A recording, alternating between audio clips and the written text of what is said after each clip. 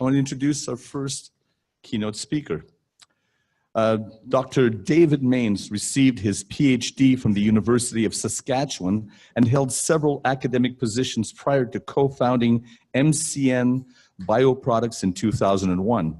Dr. Maenz is the inventor or co-inventor of 7 patents and is the author of 33 scientific papers and 2 book chapters. Dr. Maenz has retired from business interests and lives in Saskatoon. He's the author of The Price of Carbon. So, ladies and gentlemen, I would like you to welcome Dr. David Maenz to the podium.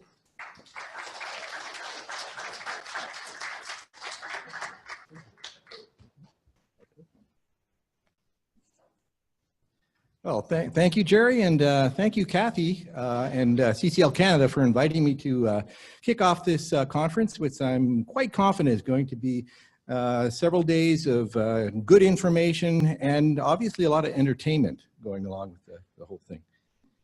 Okay, so over the last 30 years or so, experts working at universities and research institutes around the world have developed a real deep understanding of the science and economics of climate change, where we can now accurately predict what will happen in the situation of severe climate damage with unmitigated climate change.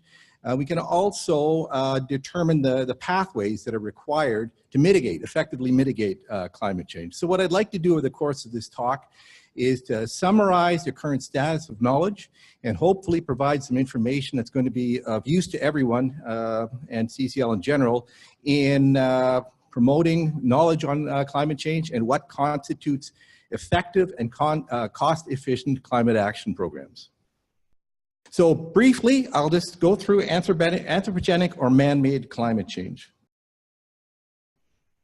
And this graph is taken from NASA's website on climate change. And basically what we see here is temperatures recorded over the last 140 years. They use mid-period in the last century as a base. Temperatures have gone up by about 0.9 degrees Celsius. This is simply the reality of global warming. Anyone who denies this is basically denying the validity of measurements made by meteorologists around the world. And this is equivalent to believing in a flat Earth, to be quite frankly.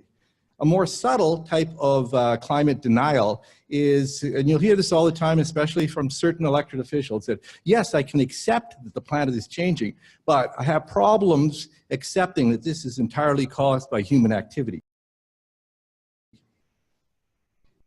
Let's see. So this is atmospheric carbon dioxide concentrations over the last 4,000 years. This is accurately measured in ice core samples and more recently with direct sampling from air. Atmospheric CO2 is steady over the past 4,000 years up until the point of industrialization.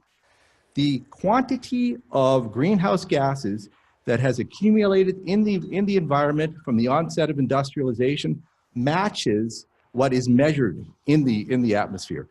Further, there is no natural source of such a massive accumulation of greenhouse gases.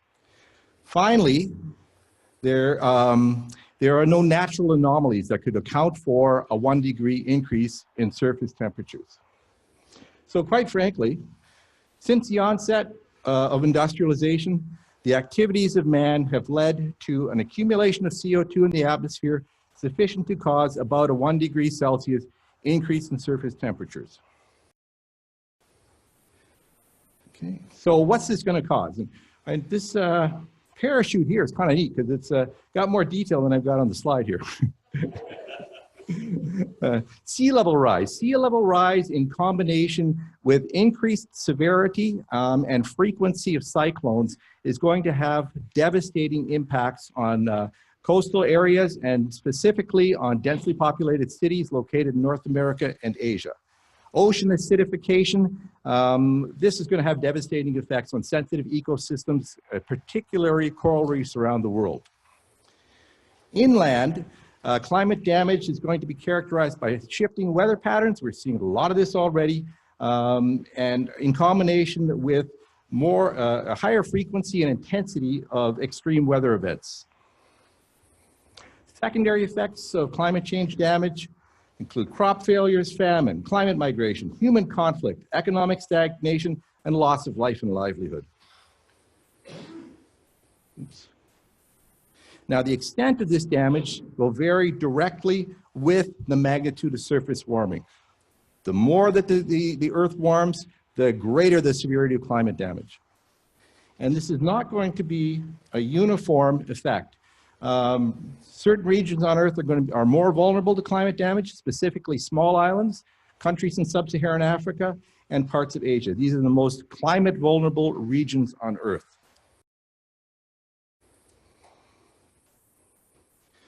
Okay, even though the magnitude of damage will vary dependent on location and circumstance of a given country, the greenhouse gases that are causing surface warming and this damage are well mixed and dispersed in the atmosphere. So what this means is that a metric ton of carbon dioxide that was emitted in, let's say, 2018 from a coal-burning power plant in Saskatchewan will persist in the atmosphere and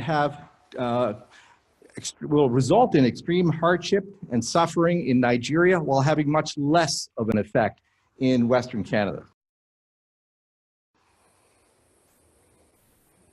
Okay, so this is a business unusual scenario, and this would happen if we did nothing, if there's zero mitigation policies enacted on Earth at all. What would happen is that atmospheric CO2 would go up to about 1,000 ppm by the end of the century. This would cause 5 to 6 degrees of global warming and catastrophic climate damage.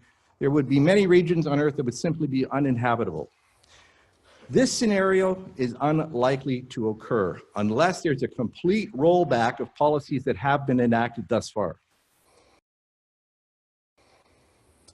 So with that then, what I'd like to do is talk about the current state of global policies, specifically under the Paris Agreement, and the cost of inaction or action in advancing these policies. So the Paris Climate Agreement, as everyone is probably aware in this room, in 2015, the Conference of Parties to the United Nations Framework Convention on Climate Change got together and they came to an agreement that future surface temperatures should be held to well below 2 degrees Celsius, ideally 1.5 degrees Celsius above pre-industrial temperatures. Under the provisions of the Paris Climate Agreement, each country is to devise, or a group of countries, their own targets or pledges to reduce future emissions. And what most countries did is they have submitted pledges to reduce or control emissions in the year 2030 relative to a baseline level. And in Canada, our pledge is to achieve a 30% reduction in greenhouse gas emissions by the year 2030 relative to emissions that are on record for 2005.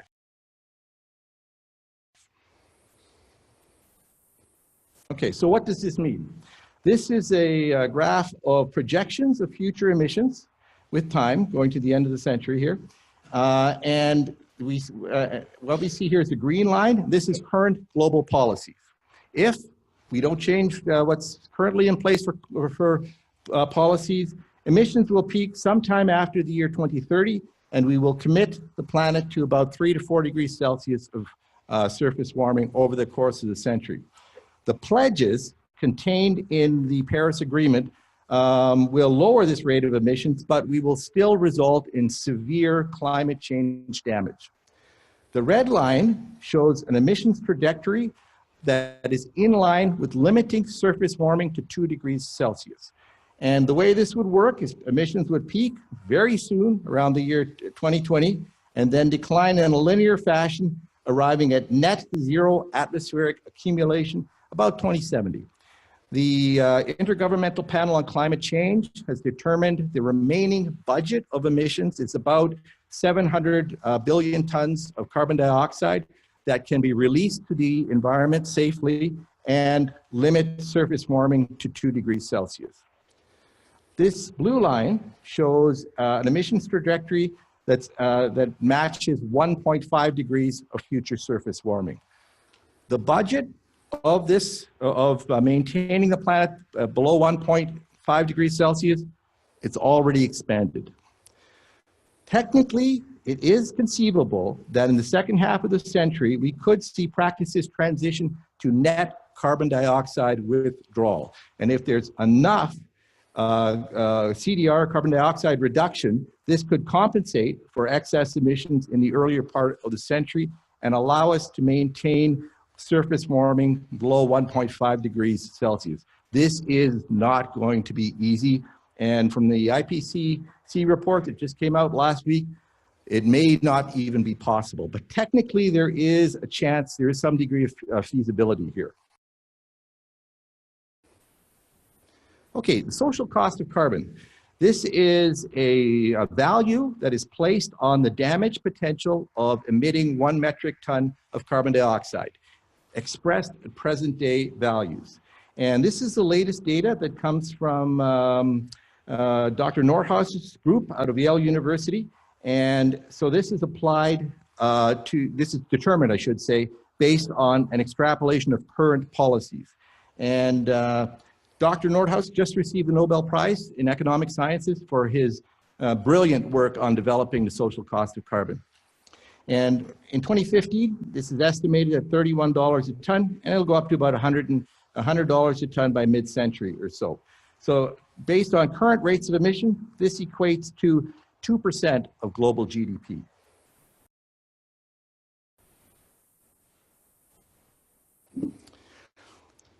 Damage caused by climate change is only one component of the actual cost of combusting fossil fuels. The World Bank estimates that there are 7 million early deaths per year as a result of air pollution. This is staggering. This is a Holocaust a year happening from air pollution. And 3.7 million of these deaths are what they classify as outdoor air pollution. A lot of this has to do with combustion of coal and also transportation in densely populated cities and the smog that results there. The remaining deaths, 3.3 million early deaths per year, come from combustion of coal and biomass for cooking and heating purposes in developing countries. So, fossil fuels are generally priced by the cost of extraction and processing, and they ignore the cost associated with future climate change or the cost associated with local air pollution from the area where the combustion happens. And this is a study just very recently put together by the International Monetary Fund, and they pegged the cost of local air pollution at $2.6 trillion in 2015, equivalent to over 3% of global GDP.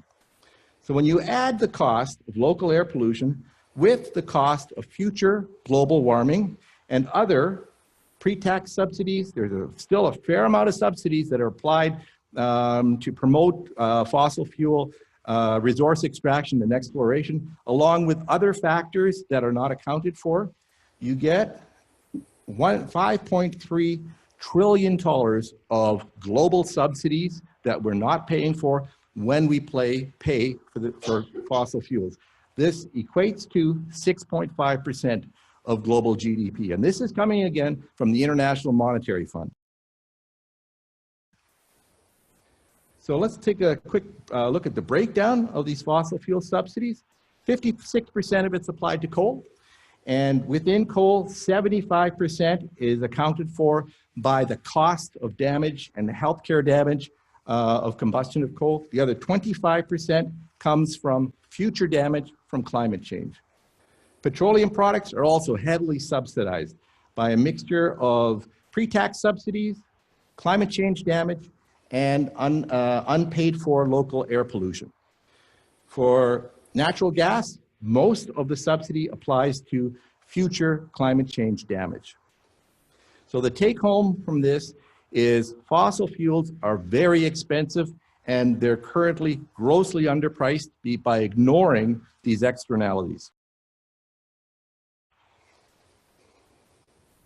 Okay, so this is a study that just came up at Stanford University, and it's a brilliant study on the cost of climate change damage. And it includes now the full spectrum of primary damage and secondary effects.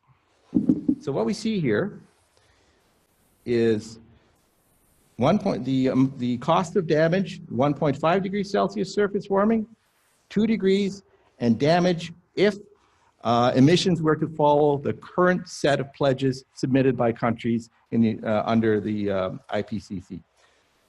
And we also see the cost of damage if we follow current global policies that would arrive at 3 to 4 degrees Celsius in future warming. And this is all expressed as a change in global GDP in the latter part of the century.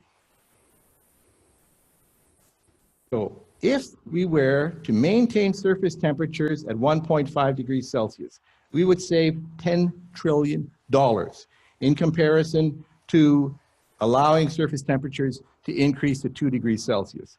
How big is this number? 12.5% of GDP in 2015. Under current policies, where we're heading right now, with 3 to 4 degrees of Celsius in future surface warming, this is going to cost future generations somewhere between 25% and 35% of global GDP. The estimates for the cost of taking actions are somewhere in the range of 1 to 2% of global GDP. Most of this cost is incurred as we get closer to mid-century. So you just look at these numbers and it's very clear there is a massive rate of return on investment and for taking effective action on climate change rather than impose this tremendous cost on future generations.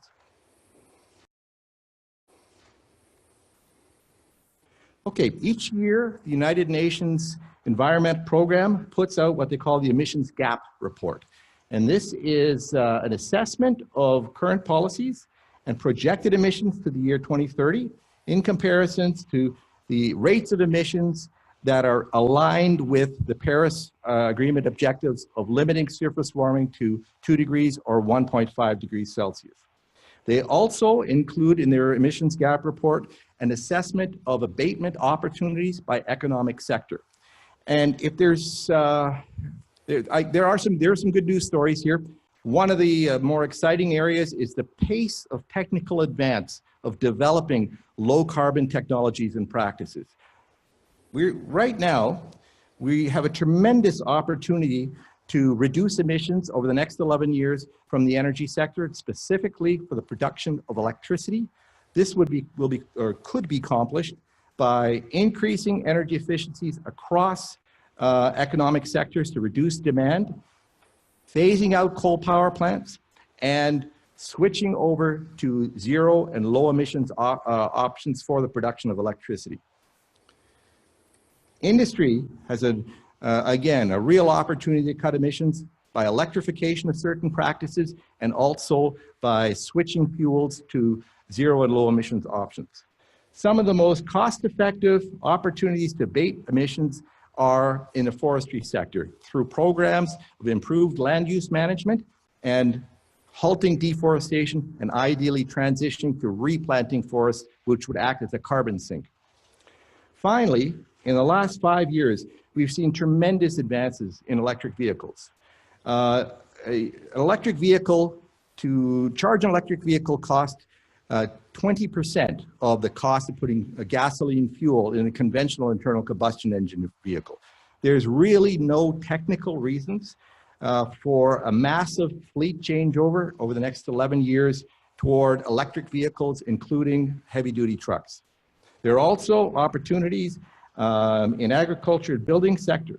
If all of these abatement opportunities were to be achieved, the reduction of emission potential is actually well in excess of the current gap between policies and what needs to be accomplished to limit future warming to less than 2 degrees Celsius.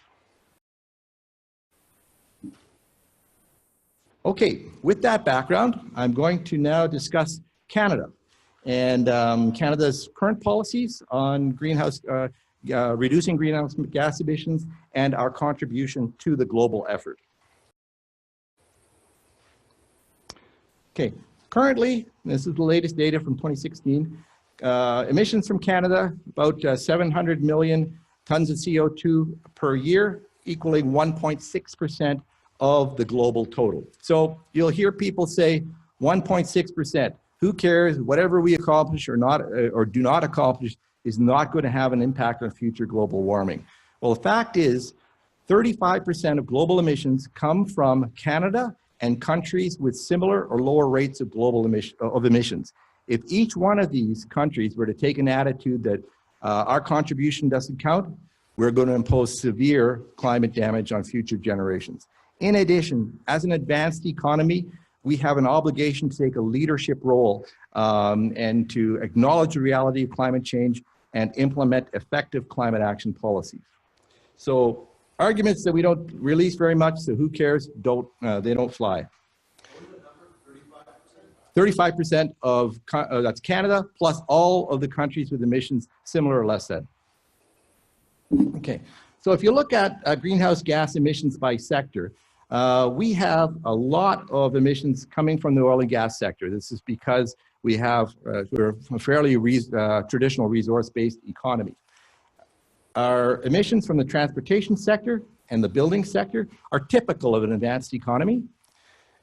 Emissions from electricity on a percentage basis are about half of what you see for an advanced economy. And the reason why we have much less emissions from electricity is extensive use of zero emissions hydropower in many regions of the country, the shutdown of the coal-fired power plants in Ontario, and continuation of use of nuclear power in Ontario. The rest of the emissions come from heavy industry, agriculture, and waste. Provincially, 15% of Canadians live in Alberta plus Saskatchewan. However, these two oil and gas rich provinces account for nearly half of national emissions. And this is because of the concentration of oil and gas sector activities in these provinces. I should also mention that within the oil and gas sector, a huge component of the emissions come from methane that is released in the field, or what's called upstream sources of methane. The intensity of emissions of these two provinces is such that on a per person basis, over 4 times the amount of CO2 is released than the rest of the country. So this is quite important. Canada has an extensive fossil fuel-based economy, and there's a lot of emissions coming from this sector. Okay, Pan-Canadian Framework on Clean Growth and Climate Change. What this is a set of minimal standards of carbon pricing and policies that must be implemented within provincial climate action plans, or this will be imposed from the federal government. The core, the foundation of the PCF is a minimal price of carbon starting at $10 a ton that must be in place this year, and advances at $10 a ton incrementally to the year 2022, which would be $50 per ton. A couple of other important policies: phase out of coal-fired power plants by 2030, and reduce methane emissions from the oil and gas sector by 45% by 2025. This was 2022, they pushed this back to 2025. So what the PCF is intended, it's based on the concept of provincial cooperation, and that each province would be able to design its own, the specifics of its own climate action plan, but these specifics must meet certain standards. And if you compare the climate policies and greenhouse gas emissions from British Columbia to Saskatchewan, we will see the need for the PCF as a stopgap measure to ensure provincial compliance. And we'll do that right now. Okay. In 2008, province of British Columbia introduced a carbon tax. This currently covers 70% of emissions from the province, and it's set at $35 per metric ton of CO2. The tax is set to increase at $5 increments, and clearly this BC's provincial carbon tax is compliant with the federal PCF. In comparison, Saskatchewan has had no carbon pricing and, to be truthful, has not implemented any significant climate action plans whatsoever over this time frame. So you've got an opportunity here to compare data from a province that put in carbon pricing 10 years ago now with a province that did nothing. So if you look at BC, there's been a 17% drop in fossil fuel sales. And this is not a result of people running across the border and buying cheap gas. This is actual internal sales have dropped and use of fossil fuel products. This has resulted in about a 5% reduction in emissions in BC in this period after the carbon pricing compared to prior to the carbon pricing. In comparison to Saskatchewan, there's been a 30% increase in sales of gasoline comparing this period, 2007 to 2016. And we have seen in Saskatchewan a 7.5% increase in absolute rates of greenhouse gas emissions. So the next question that's always put to me, yeah, but is that because of differences in economic performance? It's not. GDP growth for BC and Saskatchewan were almost identical post carbon pricing and pre and post carbon pricing. So this is not a result of a difference in economic performance. If you look at the rate of emissions coming from Saskatchewan, and yes, this is largely driven by the intensity of the oil and gas industry in the province, 67 tons of carbon dioxide are emitted per person. This is 5-fold greater than the rate in British Columbia. So clearly, this, in my mind, is some of the strongest evidence we have of the potency and effectiveness of carbon pricing, and it also agrees with the consensus of opinion from economists that the costs over the short term are minimal. We haven't seen an impact on BC's economy of implementing a successful carbon price.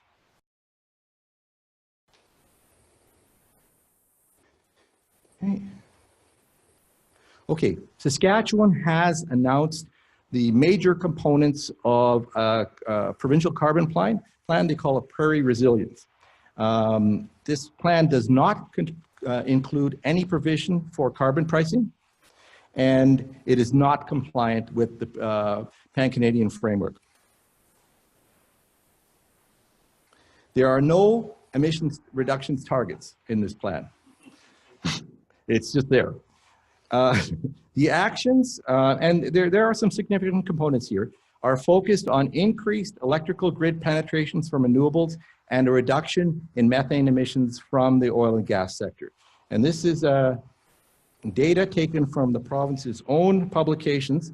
We will see a reduction in emissions relative to the business as usual scenario. However, projected emissions in the year 2030 are basically the same as what's on record for Saskatchewan in 2015. An effective climate action plan for the province of Saskatchewan would see a drop in emissions by about 30% relative to 2005. This would put Saskatchewan in line with its provincial obligation to contribute to the national effort under the Paris Agreement. So what we have here is basically a token gesture, if you will, of a climate action plan that really will accomplish little to reduce this extreme intensity of emissions from the province.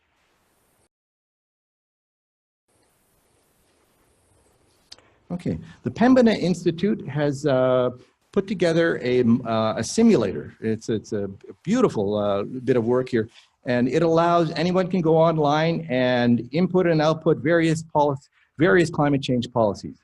And this is a policy, or I should say this is a model based on implementing the Pan-Canadian framework and then extending carbon pricing beyond 2022, adding $10 a year on an annual basis. If you do that, we will meet our Paris targets. And if you take away carbon pricing, you basically cut the heart out of the whole system. There's no way you approach anywhere near achieving our Paris targets. if one were to, and I've done this, increase the price of carbon at any one of these points here, this red line comes down. You increase the potency of the entire plan to reduce future emissions.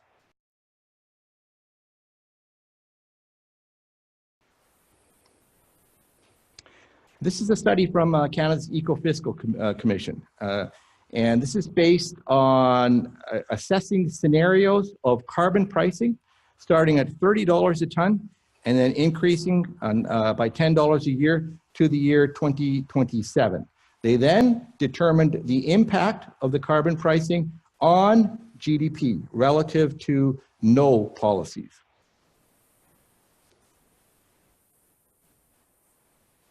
Okay. The revenue coming from the carbon fee in this particular study is then recycled back into the Canadian economy. And this is either done by transfers to households, transfers to industry, or cuts in taxes, or investment in clean energy technology. The take home from this study is the costs of implementing a carbon price are very low. In fact, the costs are within the measurement of error of the study. And this again agrees with the majority of opinion from climate economists that over the short-term mitigation period, the cost of effective climate actions are very small. We start to see the cost as you get closer to mid-century and you have to implement some of the more challenging and costly measures.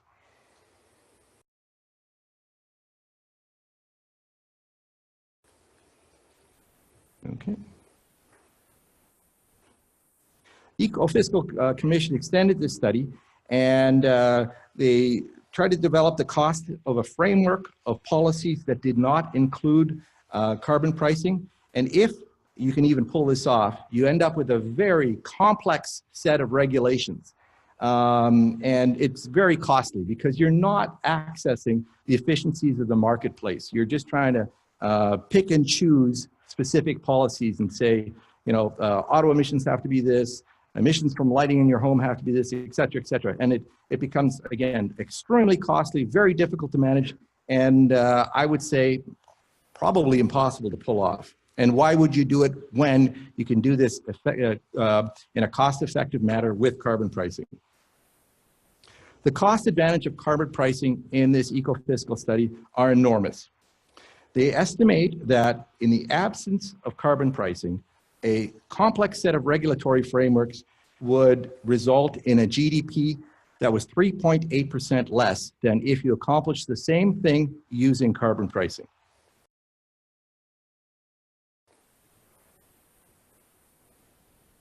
Okay, I know this graph looks a little complex, but it's really worthwhile doing. This is coming from Climate Action Tracker. Climate Action Tracker is a consortium of 4 of the world's top institutes that look at climate economics. And what Climate Action Tracker does is they assess the climate action plans of all of the top emitting countries and then come up with a rating system. So what we have here is emissions going forward up to mid-century, and this dark green bar would be Canada's emission rates that would be aligned with a global effort resulting in well below 1.5 degrees Celsius of future surface warming. The light green would be a 1.5, less than 1.5 C world. The yellow between 1.5 and 2 degrees. The orange between 2 and 3. The red between 3 and 4. And the brown would be Canada's contribution along with the rest of the world in contributing to emissions resulting in over 4 degrees of future surface warming. So what we have here, the dark line, these are historical emissions. This wedge is based on the range of emissions following current policies. So as it stands right now, we would be contributing to a world between 3 and 4 degrees of future surface warming. If we were to implement the PCF, emissions come down and we would be contributing to a world between 2 and 3 degrees of future surface warming. This is our Paris target, and this can be achieved simply by extending carbon pricing beyond 2022, going up incrementally to over $100 a ton by the time we get to 2030.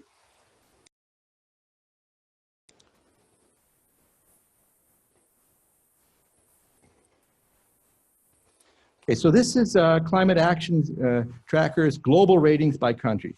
We currently stand, and our rating is highly insufficient because we're in this group of countries that if all countries were to have a similar level of ambition, would contribute to between 3 and 4 degrees Celsius of global warming.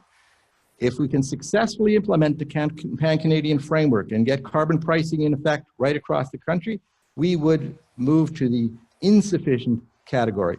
However, what's important here is you could say, yeah, but we're still not pulling our weight. Getting the Pan-Canadian framework in place puts that mechanism in place. If we then see a global effort to increase the ambition to combat climate change, Canada would have that economic driver in place to be part of this. All we would have to do is increase the carbon price that applied on an annual basis. That we'd have the mechanism in place, and we would be a global leader in achieving the goals of the Paris Agreement. Okay, summary and take-home messages from this talk. I know there's a lot of data here. I did this deliberately because I find in some talks that there's a tendency not to get into details, and I kind of look at it the opposite. The details are vitally important for people to understand the magnitude of the issues and the way out of it. First, anthropogenic climate change is real. A failure of our generation to cut emissions and establish pathways of progressive decarbonization of practice will have devastating and costly impacts on future generations. We owe this to the next generations to act. The cost of current practices beyond future climate change damage, or beyond future climate change damage. Sorry to yell in the microphone there. And they include damaging effects from local air pollution, and this should not be forgotten when we're talking about combustion of fossil fuels. Globally, a scenario based on current policies will result in 3 to 4 degrees Celsius in surface warming, and this is going to cost future generations somewhere between 25 and 35% of global GDP. All countries, including Canada, must up the level of ambition to combat climate change. The return on investment for avoiding future damage is immense, and clearly justifies adoption of policies to designed to achieve the objectives of the Paris Agreement. In Canada, implementation of the Pan-Canadian framework, either through provincial cooperation and the provinces designing their own system, or if they don't want to, having it imposed upon them, is absolutely required if we are to meet our international obligations under the Paris Agreement. The costs of well-designed climate action plans based on a foundation of carbon pricing are minimal over the short-term period. Higher costs come into effect as we move toward deep decarbonization around mid-century and beyond. Carbon pricing is the foundation of effective, cost-effective climate plans. In the absence of carbon pricing, a pure regulatory approach will be far less effective and will be costly to implement. And finally, an opposition to carbon pricing is an opposition to the most cost-effective and efficient pathways of emission reduction. And I feel this last emboldened statement here summarizes everything. Through inaction, an opposition to carbon pricing is a form of climate change denial. Okay. And with that, I will conclude my presentation. Just before we open the floor to questions, just let everybody know my book is for sale over here. And if you look around you, you will see no middlemen involved in the usual series of transactions between the author and someone buying a book. So it's actually cheaper than you can buy it online or in the bookstore. So yes, if anyone would like a copy, I'll even sign it for them.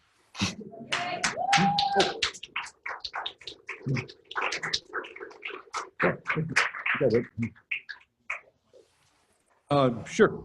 Okay, we're going to grab this one here. Thank you.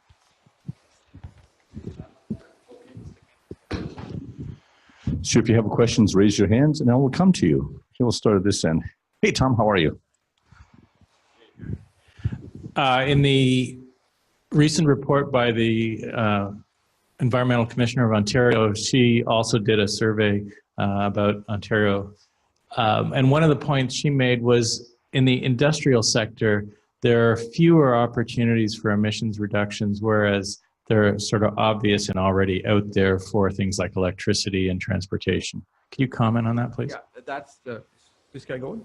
Yep. Okay, that's entirely true. The IPPC, and when they do their assessment by categories, industry is going to lag in its pathway of reductions because there's certain industrial practices that will be very costly to decarbonize. Some of the best examples are manufacture of cement. Manufacture of cement accounts for 4% of global emissions. And when you make cement, it's a chemical reaction that releases CO2. So you can't not burn fossil fuels, for example, to fuel that process. You get this chemical release. So the only way to deal with that is through carbon capture and storage. And that's not going to come into place until mid-century or so when you start to go to these more demanding abatements. So that's entirely correct. The industry is going to lag behind. What has happened remarkably in the last 5 years is that the opportunities in transportation have really stepped forward.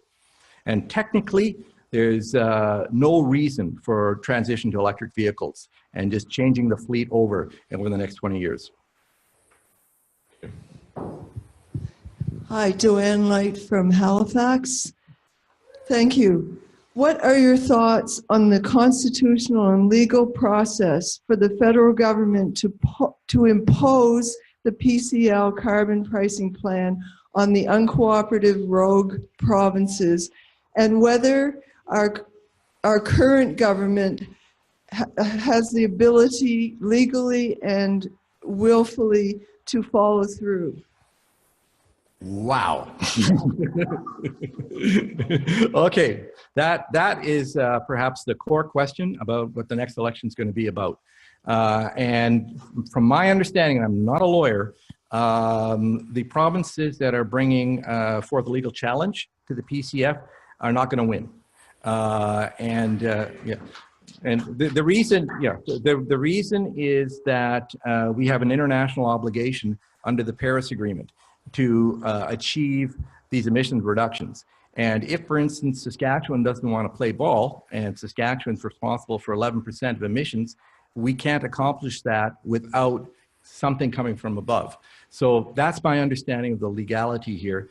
As to, wow, the next question, which is political in nature, that I think we're going to find out who we are as a people in this country in the next federal election. All indications are it's going to be a one-issue election, and I'm really hopeful that Canadians will show their true colors and begin to understand this issue. It's not overly complex.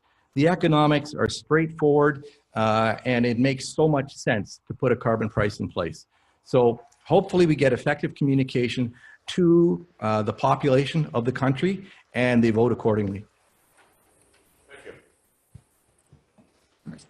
Thank you very much. Cheryl McNamara from Toronto. I just have a couple of questions. First, is your presentation available to us? Oh yeah, I'll do that. Kathy will make it happen somehow. Great, thank you. Thank you very much. Good, thank you.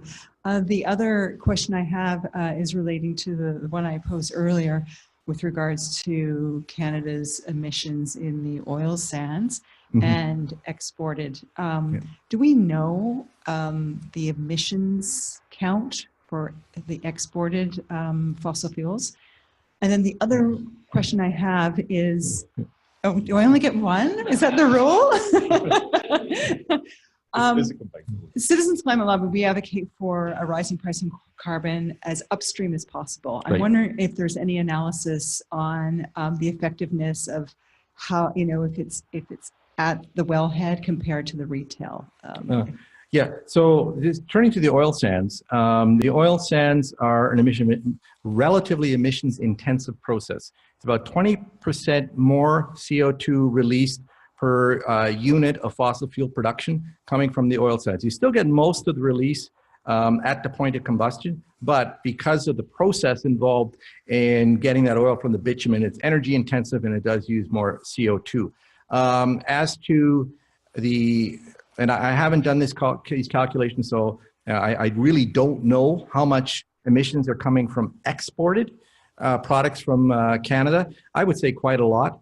But in working through all of this, this is a demand side issue, not a supply side issue. If we, for instance, implement a carbon price and you supplement that with other policies to promote purchase of electric vehicles, as an example, that demand starts to go down. And this is what's going to lead to global emissions reductions. If, for instance, Canada were tomorrow somehow magically to go to a cap and turn off the flow of oil from this country, it's just going to come from another source while the demand's there. The focus has got to be on the demand side of the equation. And if you go to the Pembina Institute's policy simulator, it's all demand side. And that's where the efforts have to be. And that's why the work of organizations such as CCL is so encouraging, because it is on the real problem, which is demand for energy intensive products and services. And what was the second question?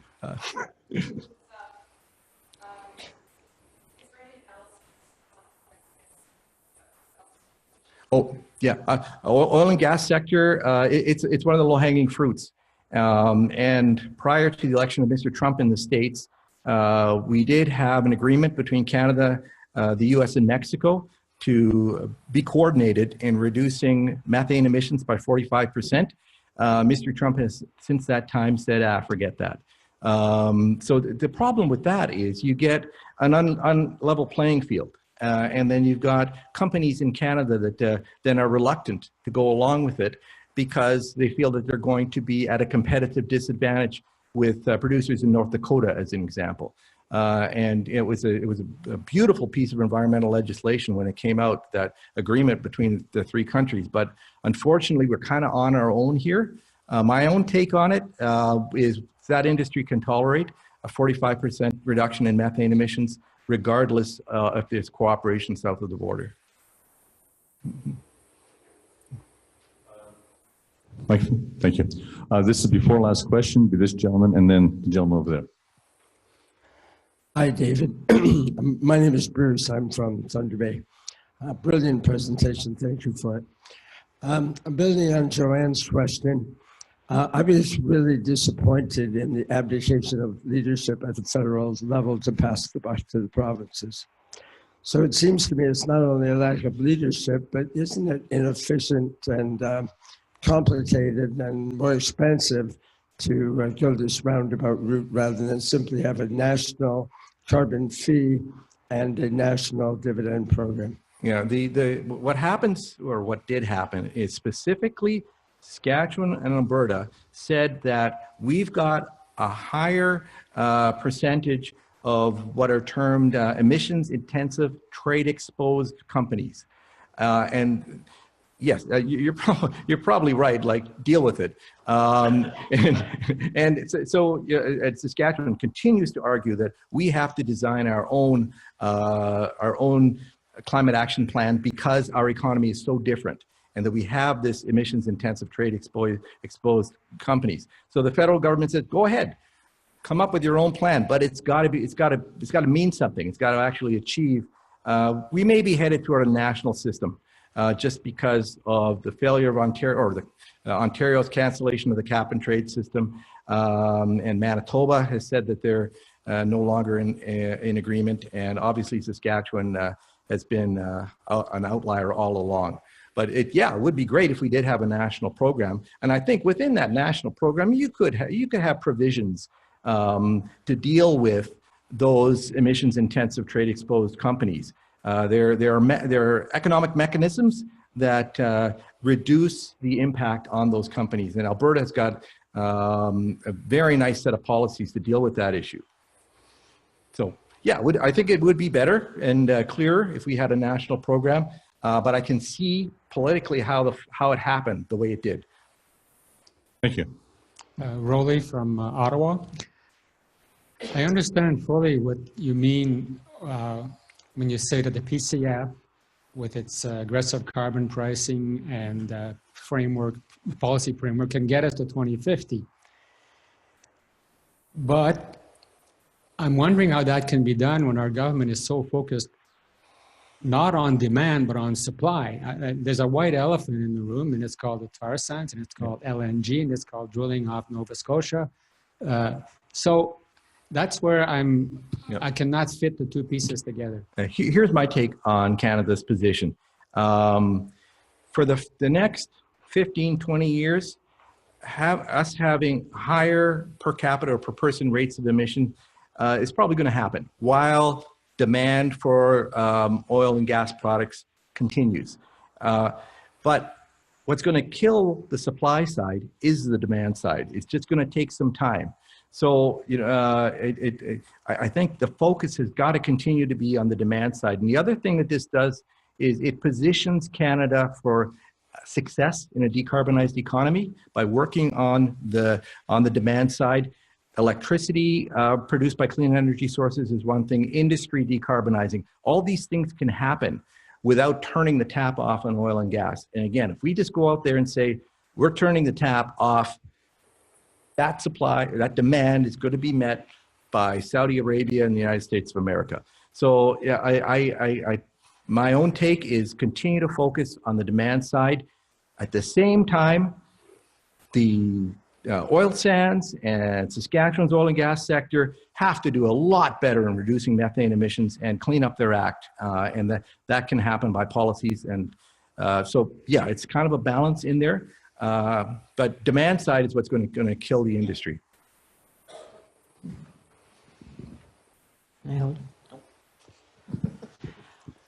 I have read, and I'm touching on what Tom asked it earlier on, that we have pretty much extended our carbon budget for 1.5 degrees. So if that is true, like, I don't get all these pathways that are supposedly going to lead us to a rise of only 1.5 degrees. Like, it doesn't make any sense to me. Are we just kidding ourselves, or are we banking on at some point in the unforeseen future there's going to be a lot of removal from the atmosphere? That's or what? That carbon dioxide removal, that's the only way to get to 1.5 now. And that would involve a combination of extensive replanting of forest, afforestation, and reforestation. And there's a lot of potential carbon dioxide withdrawal that can happen with global management of forestries. But that's probably not enough anymore. This would be supplemented by industrial carbon dioxide removal and storage in deep saline aquifers. Whether that's actually going to happen or not, the latest IPCC report had something like 50 scenarios, and only 2 of them arrive at 1.5 because we've unfortunately have done very little since 1979 to address this issue globally. So you're right, it hardly adds up anymore. It's really tough, 1.5. So then why then are they kidding the world, really, with the idea that it could be done? Okay, here's Francois Mitterrand in Paris 2015 made a tremendous statement, and he said it is better to put out a target and a level of ambition that we can't achieve, rather than to put out a weak level of ambition that has failure built into it. Yeah, I think it's unfortunately it's come down to that. Yeah. Okay, we're going to have to wrap up.